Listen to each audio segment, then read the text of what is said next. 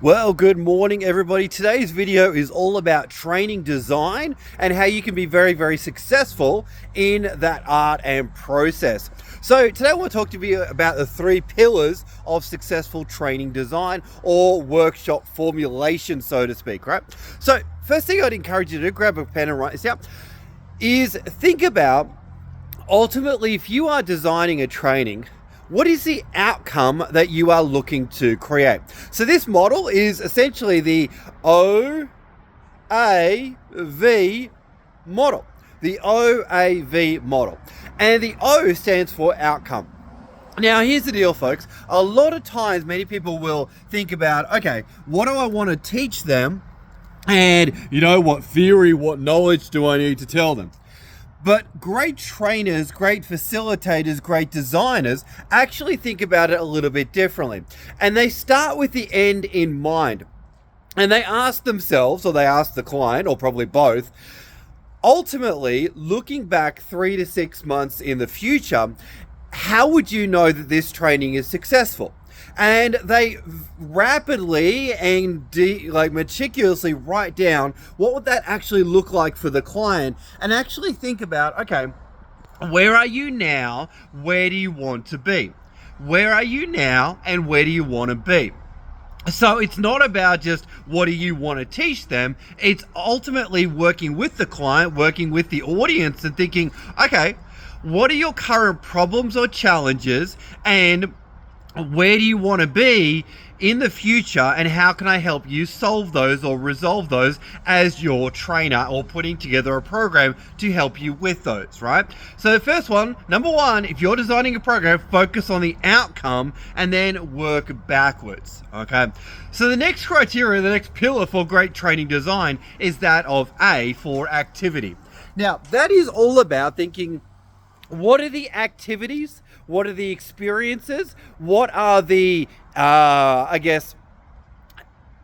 processes that you can take people through that are essentially going to lead them to achieving those outcomes? And when you actually design training with the end in mind and the activities that are going to get someone to that outcome, you stop getting lost in the minutiae or the details of all the theory and the knowledge side of things, and people walking away not even really having experienced a shift or a recalibration into what they actually need to be able to do at the end of your workshop. All right, so the first part was the outcome.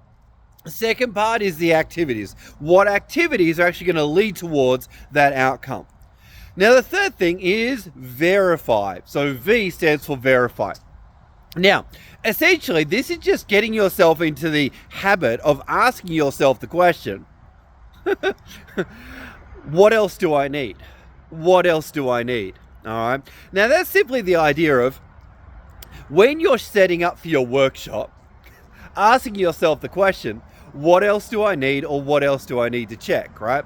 Because many times we turn up to our workshop venue and we think, everything will be fine, but we forget to ask, will there be catering? Will there be car parking? Will there be Wi-Fi? Will there be XYZ? And actually double checking these details, right? So, you want to trust people, you want to trust the organization, you want to trust the venue, you want to trust your participants, but you also want to verify, right? So you want to remind people to come along, right? You want to remind people where it's at. You want to double check the catering. You want to double check everything. That is all about the verification, right? So let's just recap. So in designing a workshop, you want to be thinking with the end in mind, the outcome. You want to be building activities towards that outcome. And last of all, you want to be verifying all of your assumptions and all of the things that you need to check. Folks, hope you got some value from the video. This was all about training design and workshop creation and the 3 pillars to make it successful. Thanks for watching, folks, and we'll see you on the next video.